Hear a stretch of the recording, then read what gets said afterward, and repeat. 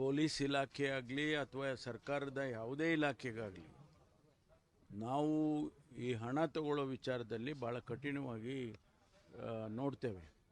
ಅದರಲ್ಲಿ ಪೊಲೀಸ್ ಇಲಾಖೆಯಲ್ಲಿ ಯಾವುದೇ ರೀತಿ ಇಂಥ ಮಾಹಿತಿಗಳು ನಮಗೆ ಬಂದರೆ ಅದು 1,000 ರೂಪಾಯಿ ಇರ್ಬೋದು, 5,000 ರೂಪಾಯಿ ಇರ್ಬೋದು, 500 ರೂಪಾಯಿ ಇರ್ಬೋದು, ಹಣ ತಗೊಳ್ಳೋದ ಅದನ್ನು ನಾವು ಯಾವುದೇ ರೀತಿಯಲ್ಲಿ ಕೂಡ ಎನ್ಕರೇಜ್ ಮಾಡೋದಿಲ್ಲ. ಅದಕ್ಕಾಗಿ ನಾವು ಗೊತ್ತಾದ ತಕ್ಷಣ ಅವ್ರ ಮೇಲೆ ಕ್ರಮ ತಗೊಳ್ತೀವಿ, ಅವ್ರನ್ನ ಸಸ್ಪೆಂಡ್ ಮಾಡ್ತೀವಿ, ಡಿಪಾರ್ಟ್ಮೆಂಟಲ್ಲಿ ಎನ್ಕ್ವೈರಿ ಮಾಡ್ತೀವಿ. ಮತ್ತು ಅವರು ನಿಜ ಅದು ಮಾಡಿರೋದು ಸತ್ಯ ಅಂತ ಗೊತ್ತಾದ ಮೇಲೆ ಅವ್ರನ್ನ ಎಲ್ಲಿವರೆಗೆ ಅಂದರೆ ಅವ್ರನ್ನ ಡಿಸ್ಮಿಸ್ ಕೂಡ ಮಾಡ್ತೀವಿ ಸರ್ವಿಸಿಂದ. ಹಾಗಾಗಿ ಯಾವುದೇ ಅಂಥ ವಿಚಾರಗಳು ನಮ್ಮ ಇಲಾಖೆಯಲ್ಲಿ ಗಮನಕ್ಕೆ ಬಂದರೆ, ಹಿರಿಯ ಅಧಿಕಾರಿಗಳಿಗಾಗ್ಬೋದು, ನಮ್ಮ ಗಮನಕ್ಕಾದರೂ ಆಗ್ಬೋದು, ಬಂದರೆ ಖಂಡಿತವಾಗಿ ಕಠಿಣ ತಗೊಳ್ತೀವಿ. ಇದನ್ನು ನಾನು ಸ್ಟ್ಯಾಂಡಿಂಗ್ ಇನ್ಸ್ಟ್ರಕ್ಷನ್ ನಾನೇ ಕೊಟ್ಟಿದ್ದೇನೆ. ನಮ್ಮ ಪೊಲೀಸ್ ಕಾನ್ಫರೆನ್ಸ್ಗಳಲ್ಲಿ ಮುಖ್ಯಮಂತ್ರಿಗಳು ಹೇಳಿದ್ದಾರೆ, ನಾನು ಹೇಳಿದ್ದೇನೆ. ನಾವು ಯಾರೂ ಇದನ್ನೇ ಎನ್ಕರೇಜ್ ಮಾಡೋದಿಲ್ಲ. ಕಠಿಣವಾಗಿ ಕ್ರಮ ತಗೊಳ್ಳೋದಕ್ಕೆ ಸೂಚನೆಯನ್ನು ಡಿ ಜಿ ಅವರಿಗೆ ಈಗಾಗಲೇ ನಾವು ಪ್ರತಿ ಕಾನ್ಫರೆನ್ಸ್ನಲ್ಲೂ ಮಾತಾಡ್ತಿರ್ತೀವಿ ಮತ್ತು ಅದನ್ನು ಕಾರ್ಯಗತ ಮಾಡ್ತೀವಿ.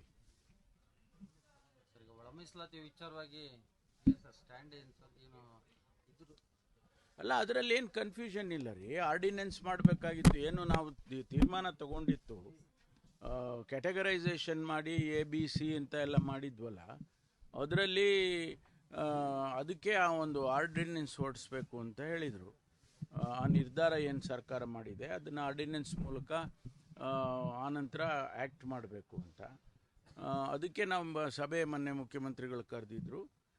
ಆ ಸಭೆಯಲ್ಲಿ ಆರ್ಡಿನೆನ್ಸ್ ಮಾಡೋದು ಬೇಡ, ಈಗ ಒಂದೇ ಸಾರಿ ನಾವು ಇದು ಏನು ವಿಂಟರ್ ಸೆಷನ್ ಇದೆ, ಆ ವಿಂಟರ್ ಸೆಷನ್ನಲ್ಲಿ ಬಿಲ್ವನ್ನು ತೊಗೊಂಡು ಬನ್ನಿ ಅಂತೇಳಿ ಕಾನೂನು ಸಚಿವರಿಗೆ ಸೂಚನೆಯನ್ನು ಕೊಟ್ಟಿದ್ದಾರೆ. ಅದು ಬಿಲ್ ಆಗಿ ಬರುತ್ತೆ. ಅದು ಆದೇಶ ರದ್ದು ಮಾಡೋದಕ್ಕೆ ಸರ್ಕಾರ ಎಲ್ಲೋ ಒಂದು ಕಡೆ ತಂತ್ರಗಾರಿಕೆ ಮಾಡ್ತಿದೆ ಅಂತ ಹೇಳಿ ಇವರು ಗೋವಿಂದ ಕಾರಜೋಳ ಆರೋಪ ಮಾಡಿದ್ದಾರೆ. ಅವರಿಗೆ ನೋಡಿ, ಅವ್ರಿಗೇನು ಅರ್ಥ ಆಗಿಲ್ಲ. ಅದು ಅವರಿಗೆ ಇಂಟರ್ನಲ್ ರಿಸರ್ವೇಷನನ್ನು ಮಾಡೋದು ವಿಚಾರದಲ್ಲಿ ಅವ್ರಿಗೆ ಸರಿಯಾಗಿ ಅರ್ಥೈಸ್ಕೊಂಡಿಲ್ಲ ಅಂತ ಅಂದ್ಕೊಳ್ತೀನಿ ನಾನು. ಅವರು ಕೂಡ ಅವರ ಕಾಲದಲ್ಲಿ ಏನೋ ಮಾಡೋಕ್ಕೆ ಹೋಗಿ ಅವರು ಎಲ್ಲ ಕನ್ಫ್ಯೂಷನ್ ಮಾಡಿ ಇಟ್ಟಿದ್ರು. ಅದನ್ನು ನಾವು ಬಗೆಹರಿಸಿದ್ದೇವೆ. ಬಗೆಹರಿಸಿ ಈಗ ಅದಕ್ಕೆ ಕಾನೂನಿನ ಇದು ಕೊಡಬೇಕು, ಶಕ್ತಿ ಕೊಡಬೇಕು ಅಂತ ಹೇಳಿ ಮಾಡ್ತಾ ಇದ್ದೇವೆ. ಸರ್, ಇದು ಧರ್ಮಸ್ಥಳ ಕೇಸಲ್ಲಿ SIT ತನಿಖೆಗೆ ಕೋರ್ಟ್ ಸ್ಟೇ ಕೊಟ್ಟಿದೆ ಸರ್. ಎಲ್ಲ ಒಂದ್ ಕಡೆ ಆರೋಪಿಗಳು ಅಥವಾ ಈಗ ಎನ್ಕ್ವೈರಿ ರಕ್ಷಣೆ ಆಗ್ತಾ ಇದೆಯಾ ಆ ವಿಚಾರವಾಗಿ ಏನು ಪೊಲೀಸ್ ಮುಂದಿನ ತನಿಖೆ ಯಾವ ರೀತಿ? ಅಲ್ಲ, ನಾನು ಅದನ್ನಿನ್ನೂ ಸಂಪೂರ್ಣ ಆದೇಶ ಇದು ಆರ್ಡರ್ನ ನೋಡಿಲ್ಲ ನಾನು.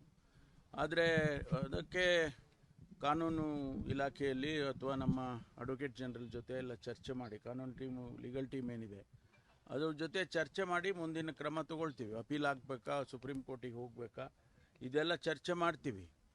ಚರ್ಚೆ ಮಾಡಿ ಆಮೇಲೆ ಮುಂದಿನ ಕ್ರಮ ಏನು ಮಾಡಬೇಕು ಅಂತ ಹೇಳಿ ನಿರ್ಧಾರ ಮಾಡ್ತೀವಿ. ಸರ್, ಇವತ್ತು ರಿಪೋರ್ಟ್ ಸಲ್ಲಿಕೆ ಆಗುತ್ತೆ ಅಂತ ಹೇಳಿದ್ರಿ, 31 ಒಳಗಡೆ ಆಗ್ಬೋದು ಅಂತ ಹೇಳಿದ್ರಿ.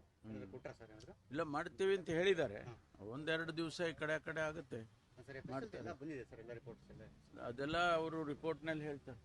ಸರ್, ತಾವು ಮತ್ತೆ ತಮ್ಮ ಸಂಪುಟ ಸಹೋದ್ಯೋಗಿಗಳು ಮೀಟಿಂಗ್ ಮೇಲೆ ಮೀಟಿಂಗ್, ಮೊನ್ನೆ ಕೂಡ ಶಾಂಗ್ರಿಲಾದಲ್ಲೇ ನಾವು ಮಿಡ್ ನೈಟ್ ಮೀಟಿಂಗ್ ಆಯ್ತು. ಯಾರು ಮೀಟ್ ಮಾಡಿದ್ರು? ತಾವು MB ಪಾಟೀಲ್ ಎಲ್ಲ ಏನೋ ಮೀಟಿಂಗ್ ಮಾಡಿ? ಇಲ್ಲಪ್ಪ, ನನಗೇನು ಗೊತ್ತಿಲ್ಲ. ನಾನು ಮೀಟ್ ಮಾಡಿಲ್ಲ. ಯಾವ ಶಾಂಗ್ರಿಲಾ ಹೋಟೆಲ್ಗೂ ಹೋಗಿಲ್ಲ ನಾನು ಮೊನ್ನೆ ಶಾಂಗ್ರಿಲಾ ಹೋಟೆಲಿಗೆ ಹೋಗಿದ್ದು ಇದು federation of international basketball association ಅವ್ರದ್ದು ಕಾರ್ಯಕ್ರಮಕ್ಕೆ ಕರೆದಿದ್ರು, ಹೋಗಿದ್ದೆ. ಅದು ಬಿಟ್ಟರೆ ನನಗೆ ಯಾವ ಮಿಡ್ ನೈಟು ಮೀಟಿಂಗು ಗೊತ್ತಿಲ್ಲ ನನಗೆ. Thank you.